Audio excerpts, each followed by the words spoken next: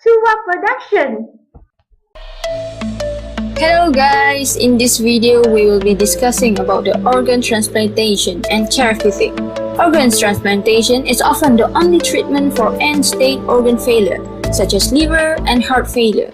There are 4 types of transplantation that we need to know, are autograft, isograft, allograft, and xenograft. Among these 4 types of organ transplantation, allograft and xenograft are subject to the strongest rejection responses as the transplant involves non-identical donors. The transplant antigens that stimulate graft rejection categorized into 2 types, which are major transplantation antigens and minor transplantation antigens. During major transplantation antigens, foreign MHC class 1 stimulates strong antibody and CD8 T cell responses.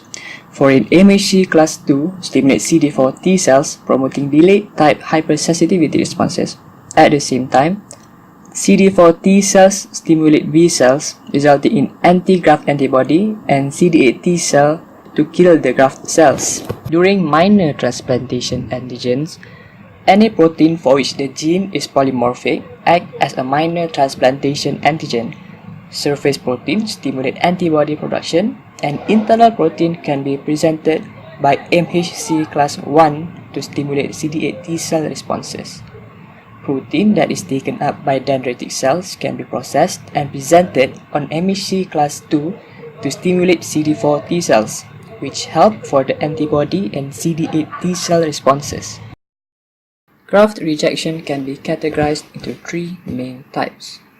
Chronic rejection usually starts after the graft has been in place for more than a year. The main pathological changes seen are thickening of the graft's arterial walls, which can lead to occlusion of the artery, and ischemia, where there is not enough blood supply to the graft. The second is called acute rejection. It is primary immune response against the graft, which involves multiple kinds of effector mechanisms, acting the same way as they fight foreign pathogens. The third one is called hyperacute rejection. It happens if the recipient has pre-existing immunity against the graft's antigen, resulting in complement fixation and activation of the clotting pathways. Additional ways to prevent the graft rejection is tedious. It needs matched blood type, cross-match, HLA typing before the transplant. After the transplant, the recipient eventually needs lifelong medication such as immunosuppression, antibiotic, and the routine cancer screening, as those immunosuppression make them become more vulnerable to infection. To overcome the anti-graft problems and organ shortage, bioprinting is the rising of the futures of the organ transplant. There are several experimental breakthroughs recently, such as bioprinted kidney from the stem cell and the world's first 3D printed breathing organ.